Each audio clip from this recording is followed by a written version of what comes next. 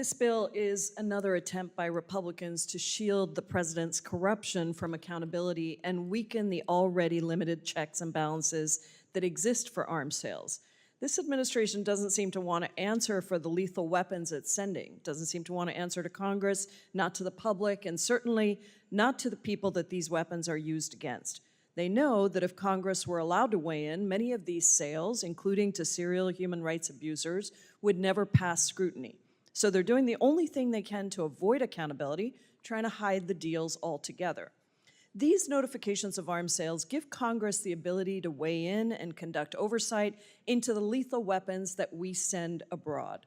By raising the reporting threshold by tens of millions of dollars, the president will be able to send billions of dollars in weapons, including drones, bombs, surveillance tools, to foreign governments without even a whisper to Congress. Already, the majority of weapons sold through direct commercial sales fall under the existing notification thresholds, meaning that Congress never actually sees them. And with this bill, even more deals, including deadly ones, would be buried from public view. This isn't streamlining, it's whitewashing. Let's talk about what's already happened under Donald Trump's presidency. Earlier this year, he took a trip to the UAE. He got wined, dined, and bribed by Emirati officials. And when he returned, his administration quietly bypassed Congress, notifying billions of dollars in weapons sales to the Emiratis without adhering to the committee review process that has long been considered best practice. This administration rushed forward with the sale despite credible evidence linking UAE weapons supplies to the brutal RSF militia in Sudan, because it was in the best interest of the president, not of the American people. This undermines democratic accountability, and it highlights another aspect of this administration's corruption.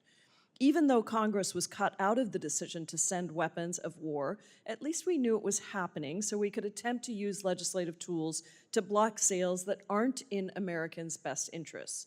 Earlier this year, I joined Congresswoman Rashida Tlaib in introducing joint resolutions of disapproval to block the sale of specific offensive weapons to Israel.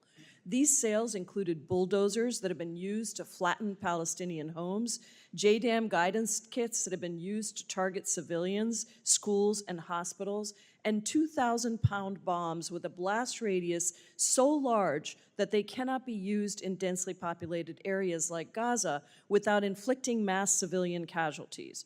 While these attempts were blocked, they at least provided the American people with transparency about what was happening and the U.S. role in providing these weapons. That is far from sufficient. We need to respond to these atrocities with restraint, with a true assessment of how to ensure that any government upholds our own laws and international humanitarian laws. Instead of that, however, Congress is now being asked to loosen the rules and let even more weapons flow with even less oversight. Republicans are trying to tell the American people that oversight is somehow too cumbersome, that transparency slows things down too much, that checks and balances that are built into these processes are not necessary, and that all power should be concentrated in the hands of the president and his administration. This kind of impunity from oversight is what endangers our credibility and our democratic processes. This bill is not just misguided, it's dangerous. It gives cover to future presidents, Democrat or Republican, who want to green-light shady arms deals behind closed doors and flood foreign battlefields with U.S. arms entirely off the books. It's a gift to dictators, a green light for war profiteers, and a direct attack on Congress's oversight. It lets the defense industry write foreign policy and tells the world that the United States is more interested in hastily selling bombs than in protecting human rights. So if you believe in the checks and balances our democracy was founded on, vote no. If you believe in congressional authority and Article 1 powers, vote no. If you believe in human rights, vote no.